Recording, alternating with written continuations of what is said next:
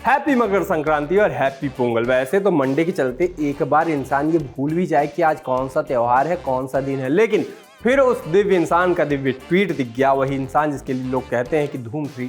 इस इंसान की बायोग्राफी है क्योंकि धूम 3 में आमिर खान को बैंक वालों से दिक्कत थी। हम बात कर रहे हैं उस शख्स की जिसके ट्वीट बस तभी आते हैं जब बैंक में छुट्टी होती है। अब तक तो आपने गेस कर ही लिया होगा, नहीं तो मैं बता देता हूँ, विजय माल्या का ट्वीट आ ही गया। हाय, मेरा नाम है आशीष और आप देख रहे हैं दी लल्लन टॉप। एक बार फिर शुरू है हमारा प्रोग्राम जिसका नाम है सोशल लिस्ट। सबसे पहले बताते हैं आज के शो में क्या है खास। शायर मुनव्वर राणा नहीं रहे, लोगों ने क्या क्या कह दिया। इंडिगो पर हुई मुक्केबाजी, क्या बोले लोग। अटल सेतु पर लोगों ने एकदम ही गंद मचा दी। और पिक ऑफ द डे में आपको मिलाएंगे भौविक से, जो बहुत ही ज्यादा मजेदार है। मशहूर शायर मुनव्वर राणा कल नहीं रहे। वो 71 साल के थे। लखनऊ के पीजीआई में उनकी मृत्यु हुई। अपनी गजलों और शेरों के लिए वो मशहूर थे, खासतौर पर माँ पर अपने लिखे के कारण वो बहुत मशहूर हुए। उनकी मौत पर श्रद्धांजलियों के दौर चले। पीएम मोदी ने भी ट्वीट किया, लिखा, मुनव्वर राणा जी के निधन से दुख हुआ। उन्होंने उर्दू साहित्य और कविता में समृद्ध योगदान दिया था। उनके परिवार और प्रशंसकों के प्रति संवेदना, उनकी आत्मा को शांति मिले। लेकिन हर कोई पीएम मोदी जैसे दुख नहीं जता रहा था। लोगों ने इस मौके पर भी अपनी नफरतें दिखानी शुरू कर दी। आपको पता ही होगा, मुनव्वर राणा सरकार के खिलाफ भी बोलने के लिए मशहूर थे। समय समय पे वो अपना विरोध जताते रहते थे, जिसको लोग अपनी अपनी पॉलिटिकल पसंद के हिसाब से सही या गलत बताते रहते थे। उन्हीं बातों के लिए उनको मौत के बाद ट्रोल किया जाने लगा। लिखा गया, चीचा एक सप्ताह और रुकते, प्रभु श्री राम यूपी आने ही वाले थे, उनसे पहले सलट गए। लग रहा है योगी जी का सदमा बर्दाश्त नहीं कर पाए। किस बात के मशहूर शायर मुनव्वर राणा नहीं रहे, अल्लाह को प्यारे हो गए। फिर आगे ये तक लिखा गया कि बाबर उनकी आत्मा को शांति प्रदान करे। किसी ने लिखा, मुनव्वर राणा ने कहा था कि योगी के दोबारा जीतने पर वो यूपी छोड़कर चले जाएंगे, लेकिन जीतने के बाद भी वो यूपी नहीं छोड़े। आज भगवान ने धरातल छोड़वा दिया। वेरीफाइड अकाउंट से भी लिखा गया कि मशहूर शायर मुनव्वर राणा 71 की आयु में फिर बहुत गंदी बुरी बातें की। 72 हूरों से मिलने हुए रवाना। अक्सर योगी जी के विरोध में बोलने वाले और 100 करोड़ हिंदुओं को जानवर बोलने वाला मुनव्वर राणा नहीं रहे। एक यूजर ने लिखा कि बड़े शायर मुनव्वर राणा का लंबी बीमारी के बाद निधन। लखनऊ के पीजीआई में निधन। मुनव्वर राणा साहब योगी जी के दोबारा मुख्यमंत्री बनने पर यूपी छोड़ने की बात हुई थी, अब तो दुनिया छोड़ चले। हालांकि लोग उन्हें याद करते हुए भी दिखे। लिखा गया कि मिट्टी जिस्म पर मलेंगे पाक हो जाएंगे हम, मैं जमी एक दिन तेरी खुराक हो जाएंगे हम। मशहूर शायर मुनव्वर राणा। मरहूम शायर मुनव्वर राणा को जनाजे को कंधा देने पहुंचे जावेद अख्तर साहब, और इस तरह एक और शायर दुनिया को अलविदा कह गया और अपनी शायरी को पीछे छोड़ गया।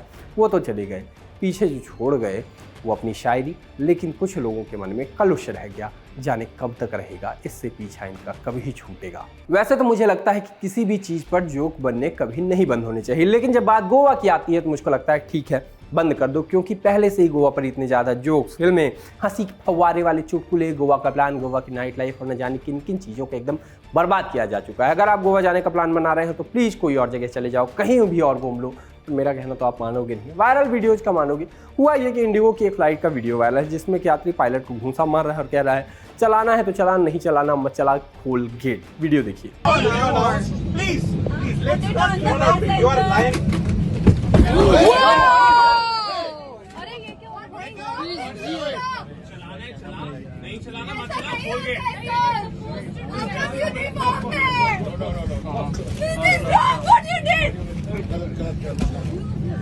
अरे व्हाट इज दिस?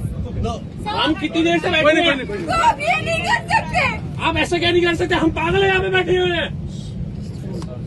वीडियो फैला, बहुत सारी बातें हुई। फिर जिस यूजर ने इस वीडियो को इंस्टाग्राम पर अपलोड किया था, एवगानिया ने, उन्होंने पूरा किस्सा सुनाया। बताया, हमारी फ्लाइट को सुबह 7:40 पर दिल्ली से गोवा के लिए निकलना था। फ्लाइट लेट हुई। घंटे भर बाद पैसेंजर्स को बताया गया कि फ़्लाइट 1-2 घंटे की देरी से आएगी। 10 घंटों की देरी के बाद फ्लाइट आई, पैसेंजर चढ़े और प्लेन के अंदर भी लोगों को 2 घंटे बैठना पड़ा। उसके बाद पायलट आया और बोला कि आप लोग बहुत ज़्यादा सवाल पूछ रहे हैं और आप लोगों की वजह से हमने अपना टर्न मिस कर दिया और पैसेंजर्स की वजह से फ़्लाइट लेट हुई है। आगे एवगानिया कहती हैं कि पायलट को मारना गलत है, लेकिन वो यात्रियों को क्यों सुना रहा था, उसे सबको सपोर्ट करना चाहिए था। बात फैलना शुरू हुई, कुछ लोग पायलट के सपोर्ट में भी आए। टीवियों पे भी दिन भर चला तो कुछ लोग मुक्का मारने वाले लड़के के सपोर्ट में भी नजर आए। एक रिप्लाई लिखा था, धैर्य, लोगों में धैर्य की कमी है। कैप्टन्स के चलते देरी नहीं होती, उसके पीछे कई कारण होते हैं, लेकिन इसके चलते लोगों को ऐसा करना अच्छा नहीं है। हम एक समाज के तौर पर जहाँ जा रहे हैं वो बहुत ही चिंताजनक है। एक रिट्वीट आया, लिखा गया, ये बहुत खतरनाक है, ये देखकर ही मेरा खून खौल रहा है, उम्मीद करता हूँ जरूरी एक्शन लिया जाएगा। एक ट्वीट था जिसमें लिखा गया था कि 13 घंटे कैप्टन और क्रू को जेल होनी चाहिए। एक यूजर ने लिखा, हिंसा को अनदेखा नहीं किया जा सकता, लेकिन अगर आप एक छोटी सी छींक के भी पैसे लेते हैं तो ग्राहक को हर सेकंड की देरी के लिए भी आप जिम्मेदार हैं। इंडिगो पैसेंजर्स की देरी के लिए कितना मुआवजा दिया जा रहा है। तो एक राइटर और सिंगर स्वानंद किरकिरे का भी ट्वीट आया। उन्होंने लिखा, यात्री ने मारा, गलत किया, उसको सजा मिलेगी। फ्लाइट ऑपरेटर्स गलत पर गलत किए जा रहे हैं, उसकी सजा किसको? ऐसी बढ़िया व्यवस्था बना दी है कि मारने वाले जनता, मार खाने वाली जनता, और जहां शिकायत दर्ज होती है वहां AI बोर्ड। प्रतीक्षा कीजिए, आप कतार में हैं, बधाई हो जनता। खैर, लोग यही कहते नजर आए कि हिंसा नहीं जायज है, लेकिन इंसान फ्लाइट इसलिए करता है कि उसे जहां जाना है वो जल्दी पहुंच जाए। लेकिन ऐसे लेट लपेट हुआ तो एयरलाइन की भी जवाबदेही तय की जानी चाहिए। संदीप रेड्डी वांगा, ये नाम पिछले कुछ महीने से इंटरनेट पर कहीं ना कहीं, कभी न कहीं दिख ही जाता है। कुछ दिन पहले जावेद अख्तर ने फिल्म एनिमल के बारे में कहा था कि अगर कोई ऐसी फिल्म है जिसमें कोई पुरुष किसी महिला से अपने जूते चाटने के लिए कहता है, या कोई पुरुष कहता है कि महिला को थप्पड़ मारना ठीक है, और फिल्म सुपरहिट है, तो ये खतरनाक है। इस पर एनिमल फिल्म के ऑफिशियल अकाउंट से ट्वीट करके जावेद अख्तर के लेखन पर सवाल उठाए गए। लिखा गया कि आपकी क्षमता का लेखक एक प्रेमी के विश्वासघात को नहीं समझ सकता। यदि एक महिला को प्यार के नाम पर एक पुरुष द्वारा धोखा दिया जाता है और वो कहती कि मेरे जूते चाटो, तो आप लोग इसको फेमिनिज्म कहकर जश्न मनाते हैं। इसके बाद 13 जनवरी को अनुराग कश्यप ने अपने सोशल मीडिया पर संदीप रेड्डी वांगा के साथ तस्वीरें अपलोड की। अनुराग ने लिखा, संदीप रेड्डी वांगा के साथ बहुत अच्छी शामिलता आई। ये इस वक्त के सबसे जज किए गए, बुरा भला सुनने वाले और गलत समझे जाने वाले फिल्म मेकर हैं। मेरे लिए वो सबसे ईमानदार, इमोशनल और कमाल के इंसान हैं, और मुझे इस बात से बिल्कुल फर्क नहीं पड़ता कि कोई उनके और उनकी फिल्म के बारे में क्या सोचता है। बस फिर क्या था, लोग पड़ गए पीछे। एक कमेंट था, लिखा गया, मुझे सच में लगता था कि कश्यप को आर्ट की समझ है। एक यूजर ने कहा कि मुझे आश्चर्य नहीं होगा कि आने वाले सालों में अनुराग अगर आदि पुरुष जैसी फिल्मों की भी तारीफ करने लगे। एक स्टूडेंट के तौर पर अनुराग की सिनेमा की पढ़ाई करना और अब ये देखना बहुत बुरा। मामला इंटर सोशल मीडिया भी हुआ, ट्विटर तक भी बात जा पहुंची। एक ट्वीट आया कि वांगा ऐसा करता क्या है जो जनरल पब्लिक को नहीं समझ में आता, लेकिन बॉलीवुड के हर इंटेलेक्चुअल को आ जाता है। सोशल लिस्ट में बात अटल सेतु की। 12 जनवरी 2024 को पीएम मोदी ने अटल सेतु का उद्घाटन किया। 22 किलोमीटर लंबा ये पुल आम जनता के लिए खुला, और खुलते ही लोगों ने उसके साथ जो किया कर ही दिया। ट्वीट दिखा जिसमें तस्वीरें डाली गई और दावे किए गए कि अटल सेतु पर पान गुटखा के धब्बे नजर आ रहे हैं। लोगों ने वीडियो ट्वीट करके लिखा कि अटल सेतु में पिकनिक हो रही है। एक और वीडियो चला जिसमें लोग सीढ़ियां चढ़कर पुल के नीचे जाते दिखे।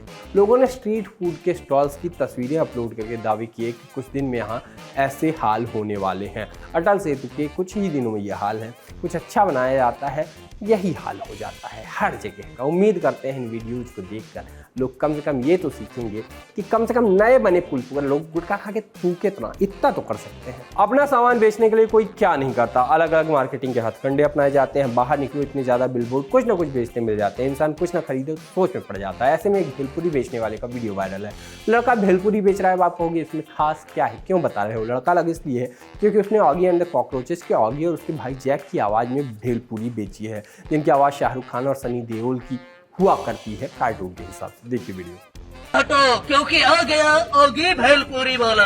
हे भैया, भेलपुरी खा लो, वो भी प्यारी प्यारी भेलपुरी भैया। ओए मोन्ना, ओए जल्दी बना, जल्दी ये नींबू डाल के मोन्ना। आओ, ढाप टिक्के आओ, मेरे लिए भी बनाना, थोड़ी मिर्ची डाल के आओ। भूख लग रहा है मेरे को दे बनाने का, आओ। सोशल लिस्ट में अब बारी है पिक ऑफ द डे की, और पिक ऑफ द डे में आपको दिखाएंगे एक प्यारे भाविक की एग्जाम शीट। भाविक ने कुछ सावालों के जवाब दिए हैं। जैसा सवाल था कि किस फेमस फिल्म मेकर ने रोबोट R2D2 बनाया था, भाविक का जवाब था भाविक। एक और तस्वीर थी, मुझे नहीं पता कि तस्वीर में दिखने वाला इंसान कौन है, भाविक को भी नहीं पता था। मैं होता तो पेज खाली जोड़ देता, लेकिन भाविक ने लिखा एल्विस यादव। इतना तो गलत मैं भी नहीं लिखता। बधाई हो भाविक, क्या मजेदार इंसान हो यार तुम। बाकी आज के सोशल लिस्ट में इतना ही, कल होगी फिर मुलाकात, तब तक के लिए हम चले।